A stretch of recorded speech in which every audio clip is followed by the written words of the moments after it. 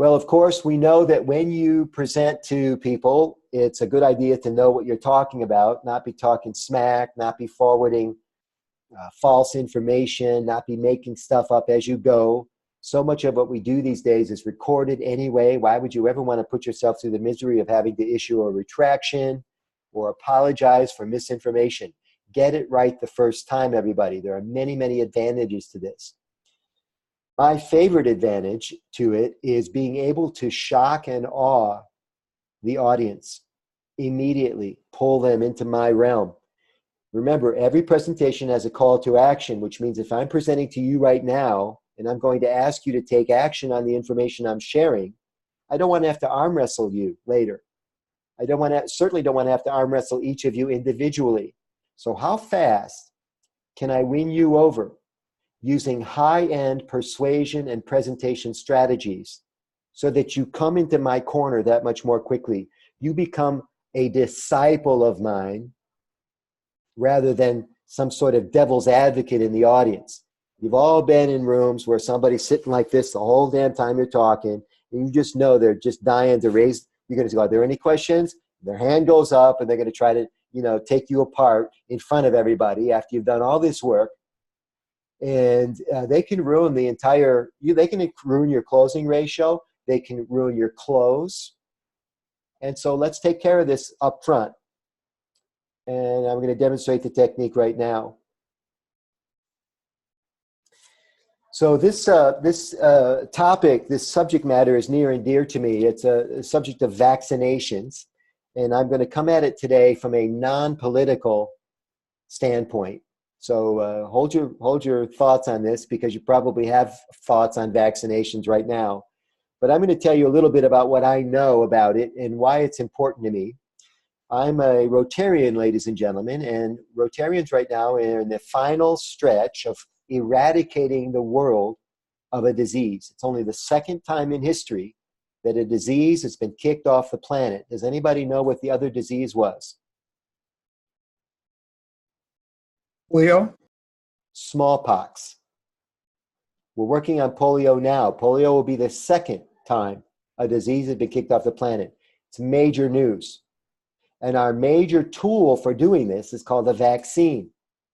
But there are idiots out there citing artificial information, falsehoods about vaccines, convincing people they should stop vaccinating their children.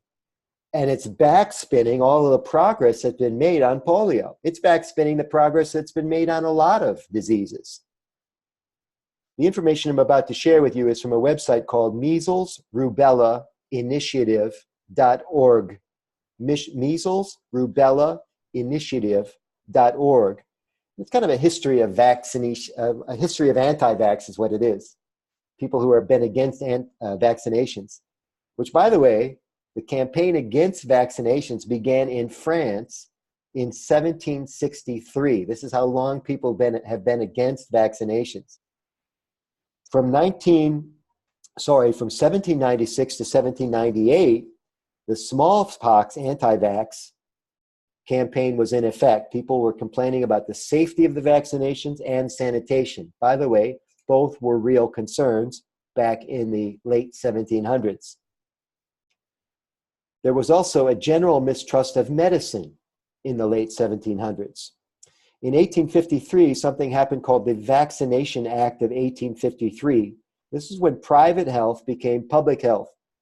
And experts were deciding that it maybe shouldn't be left up to individuals to decide whether or not to get vaccinated, because if individuals were stupid, it could impact public health. Think plague, for example. And so the Anti-Vaccination League was formed in 1853 as well. This was in England. Anti-Vaccination League was formed in England because England authorities said if you have infants up to 3 months old, they must be vaccinated or you will incur a penalty. So a bunch of people had a fit about this and said, what if I don't want my child that vaccinated? I should have a choice. Sound familiar? This was back in 1853, everybody. In 1879, the anti-vaccination campaign came to America, 1879. In 1902, the public health law was instated.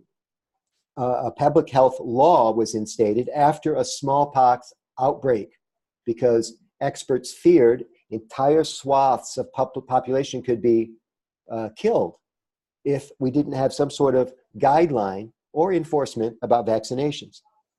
In 1924, vaccines were invented to protect from, check it out, tuberculosis, tetanus, diphtheria, and smallpox. In that same year, they were working on vaccines for polio, typhoid, influenza, and whooping cough. In 1955, there was a misstep. When you have a misstep in any campaign, it is a fuel for the anti-vaxxers in this case. This was called the Cutter Incident. It took place in California, and a polio vaccine campaign accidentally killed 5 people.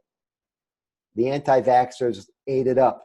They loved it. They thought this was, ammunition for them. From 1979 to 1996, the country of Sweden suspended vaccinations in their own anti-vax experiment. They suspended vaccinations against whooping cough, and 60% of all children in Sweden contracted the disease before age of 10. That was their failed experiment. You don't hear much about that from the anti-vaxxers. In 1998, in England, and this is a big one now, a British doctor published a paper linking measles to, wait for it, autism. This was in 1998. In 2011, the paper was finally proved fraudulent. What do you think happened to the anti-vax campaign between 1998 and 2011? It rocketed, right? Because this guy, people were saying this is legitimate now. In 2011, it was disproved.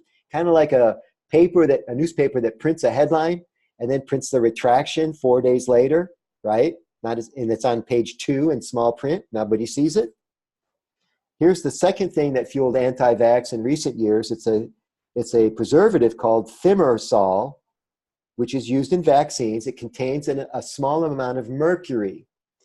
Now, there have been no documented evidence of harmful side effects from this Thimerosal, but because public officials have pledged to reduce or eliminate Thimerosal in vaccines, anti-vaxxers have claimed a victory.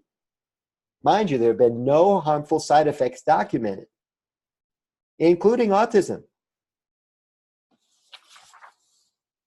In the year 2000, measles was officially eliminated in America. 0 cases of measles in America, save for imported measles. You know what that means? People coming over from other countries. And in 2007, celebrity anti-vaxxers came onto the scene. The most famous, perhaps, was Jenny McCarthy, who started going on all kinds of talk shows talking about her autistic son and how her autistic son, either probably or definitely, her words now, became autistic because the son was vaccinated. People see Jenny McCarthy on television, think she knows what she's talking about. By the way, she's citing the doctor's paper that was defrauded,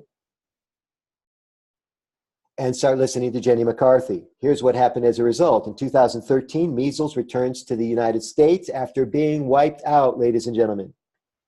Breakouts where parents have not vaccinated due to philosophical or religious beliefs. In 2013, 159 cases in 16 states. In 2014, 668 cases in 27 states. Now, that was 2014. I imagine there's some more data available. My research today is simply to get you educated on what I know about the anti-vax campaign. Now, what are your impressions of my presentation? Anybody? I think you soon got. Let's go ahead. Oh, I was just going to say, taking it back, a couple hundred years and giving us the history of the anti-vaxxers, to me, holds a lot of water. So statistics and history, to me, back up a lot of what you're saying, not just, like empty facts or something like that. Okay, fair observation. Dan? I was just going to add that, yes, you quickly brought in facts that are verifiable into your talk and quoted dates and specific incidences. Yeah. And the website I got the information from, that's called attribution, right? I'm not making this shit up, right? By the way, I'm not trying to change your mind either, or am I? Right?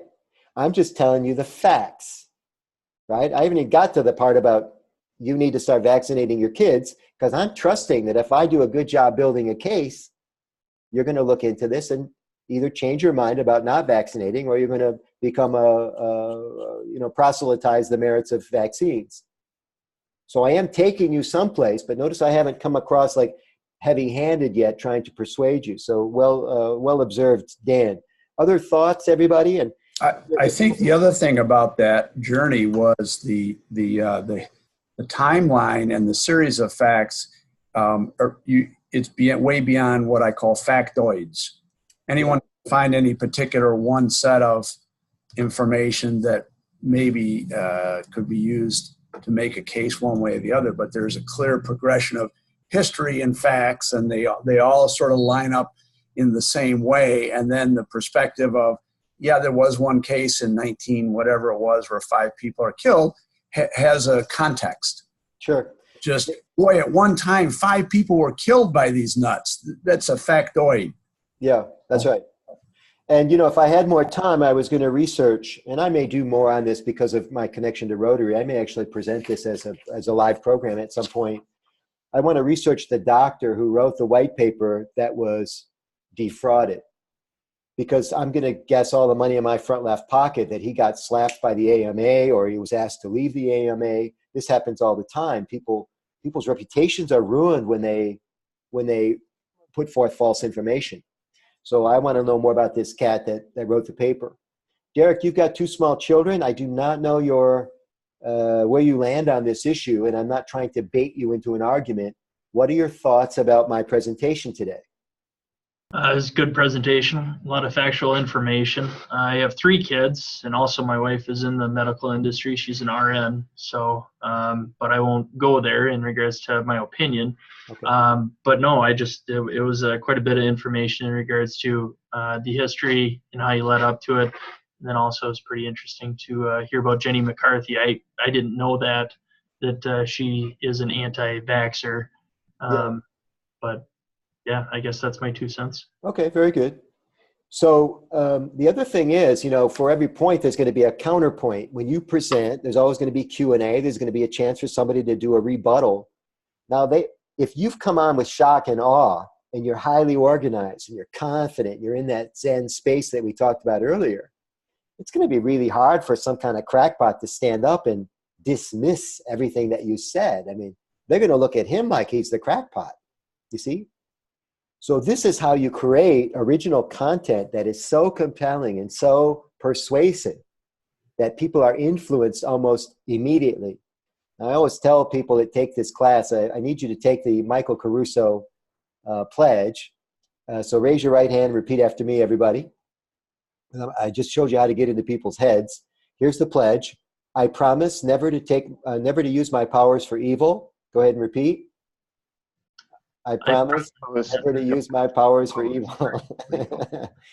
So only do this for good. Only do this for things that you absolutely believe in, right? Like vaccine or anti-vaccine. And may the best informed people win. That's how life is supposed to work. So let's see what happens. Questions or comments about content and establishing this very persuasive platform?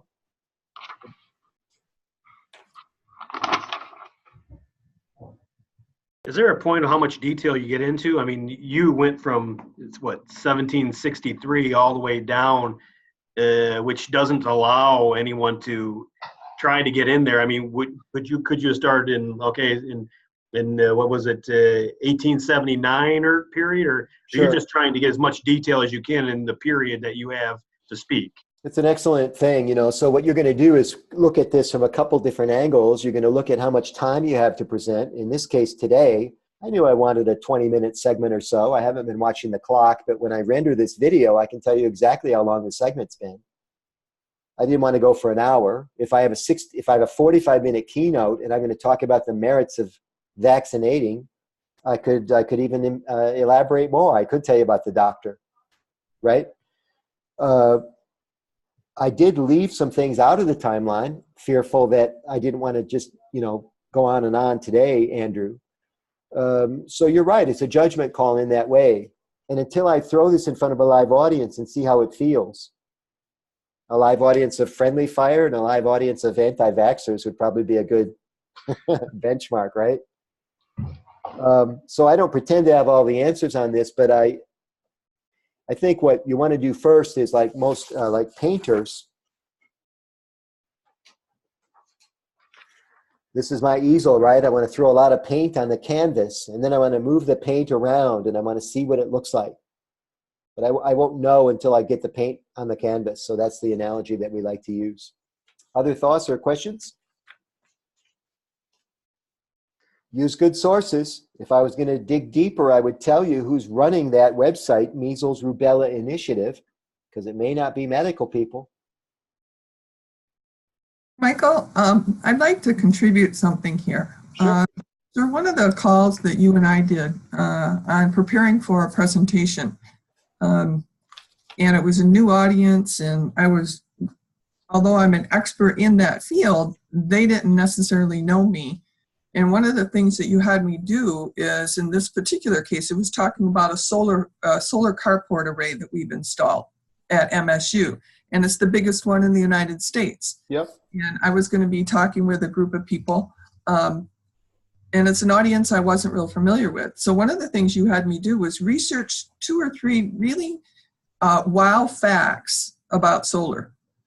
So it caught their attention right away, but it also established me as an expert in that field at the same time.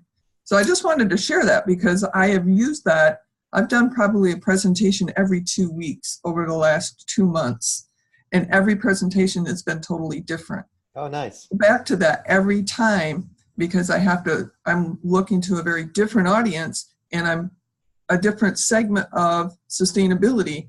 So I go out and I try to pick out those 2 or 3 key facts and then place them at the front, the middle, and the back of the presentation.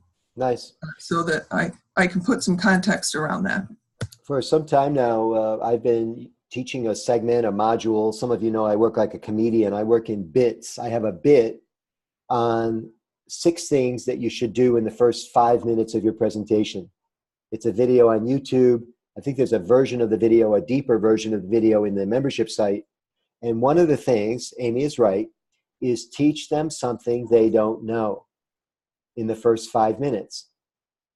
Now, going back to 1763 is deep spading, but you can use a statistic or a factoid. Somebody used that word earlier, but it has to be shock and awe. It has to be something that nobody in the room knows. If somebody in the room knows it, you're watering down your content.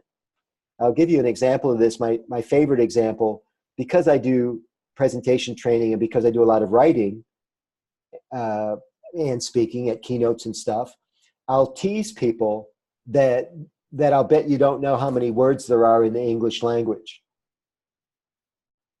And nobody knows. I mean, first of all, it's a big number. And I hear guesses like 26,000, 38,000, just guessing, right? Total guesses. Nope, not even close. Nope. I do the round robin, but it's like a reverse round robin, because instead of you showing off how much you know, I'm showing everybody how little you know, because I'm doing this with purpose. And I sit on it for a minute. Oh, I'm surprised you don't know that. How long have you been speaking English? The guy goes, all my life. I say, how old are you? He goes, 38. And you don't know how many words there are in your native language? And I have fun with it. The audience starts tittering, and they're just enjoying the hell out of this. But I'm taking you someplace, and where I'm taking you is the real number. There are about 500,000 words in the English language. If you don't count things like, now that alone is impressive, especially after I've made it really clear that nobody in this room of 220 people knows how many words there are in the English language. So I tell you 500,000, but then I drill down on it. That's if you don't count gerunds, those are the ing words, verb derivatives, right? And now I'm in a class of my own, right? The only people who are responding now are the librarians and the grammarians in the audience, you know. I'm leaving like everybody in the dust, back again to the shock and awe. But I don't do this to make myself condescending. I would never want to cross that line. But I don't mind establishing really early that I know some stuff you don't know. And that's what Amy's talking about when she provides a statistic about solar that might really surprise people. You can do this in the general contracting business by telling a story about a builder who lost all kinds of money because he didn't read the fine print, or because he, you know, made a silly mistake that you never make anymore because you know better. You can do it in the manufacturing business with regard to specs or timeline or promising customers something that you can't deliver, over-promising and under-delivering.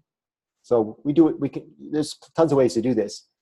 But if you don't write it into your presentation, right, teach them something they don't know in the first 5 minutes, you just be doing a cover slide. You're doing this lame cover slide that everybody else does, right? And housekeeping. Could you all please turn off your cell phones so we don't disturb anyone? You know, I don't do that shit anymore. Shock and awe, man. Get to it. Derek, I swear, I curse a little bit in this program. That's okay. With any luck, I'll teach you some words you don't know. Thanks. Looking forward to it. Yeah, my pleasure. So let's tell Derek what he's got to look forward to. Gerald's going to catch the back end of this on recording. Let's do that in the next segment. Thanks, everybody.